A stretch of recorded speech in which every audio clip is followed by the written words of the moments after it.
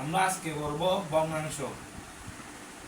ভগ্নাংশ মানে একটা দাগ থাকবে, তার উপরে একটা জিনিস থাকবে, সেটাকে বলে লব, আর নিচে থাকবে হর। ভগ্নাংশের উপরের জিনিসটাকে লব বলে, ভগ্নাংশের নিচের জিনিসটাকে হর বলে। ভগ্নাংশকে তিন ভাগে ভাগ করা হয়। একটা হচ্ছে প্রকৃত ভগ্নাংশ, আরেকটা হচ্ছে অপ্রকৃত, আরেকটা হচ্ছে মিশ্র। প্রকৃত যার লব হবে ছোট, 2, 5 লব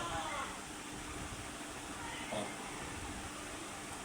যে ভগ্নাংশের লব ছোট এবং হর বড় সেটাকে বলে প্রকৃত ভগ্নাংশ। এখানে 2 ছোট, যেহেতু এটা লব এবং এটা হচ্ছে 5 হচ্ছে হর। এখানে হর বড় এবং লব ছোট, এটা হচ্ছে প্রকৃত ভগ্নাংশ।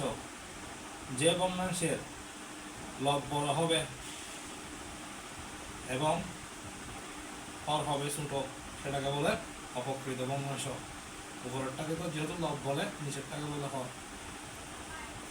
এই ভগ্নাংশের লব হচ্ছে বড়, হর হচ্ছে ছোট, সেটা হচ্ছে অপ্রকৃত ভগ্নাংশ। আর মিশ্র মিশ্র হচ্ছে পূর্ণ সংখ্যা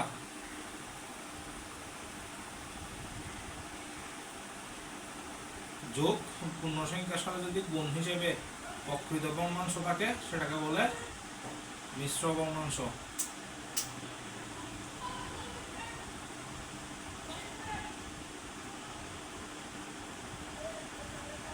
আমি 1 দিছি, তারপর দিছি একটা প্রকৃত ভগ্নাংশ। সুতরাং পূর্ণ সংখ্যা এবং প্রকৃত ভগ্নাংশ মিলে মিশ্র ভগ্নাংশ তৈরি হয়। ভগ্নাংশ 3 প্রকার: প্রকৃত, অপ্রকৃত, মিশ্র। যে ভগ্নাংশের লব ছোট এবং হর বড় সেটাকে বলে প্রকৃত। যে ভগ্নাংশের লব বড়, হর ছোট সেটাকে বলে অপ্রকৃত ভগ্নাংশ। আর যে ভগ্নাংশের মধ্যে একটা পূর্ণ সংখ্যা থাকবে এবং একটা প্রকৃত ভগ্নাংশ থাকবে সেটাকে বলে মিশ্র ভগ্নাংশ। এখানে 1 হচ্ছে প্রকৃত সংখ্যা, 1 হচ্ছে পূর্ণ সংখ্যা এবং 3 হলো একটা প্রকৃত ভগ্নাংশ যা লব ছোট এবং হর বড়। ঠিক আছে।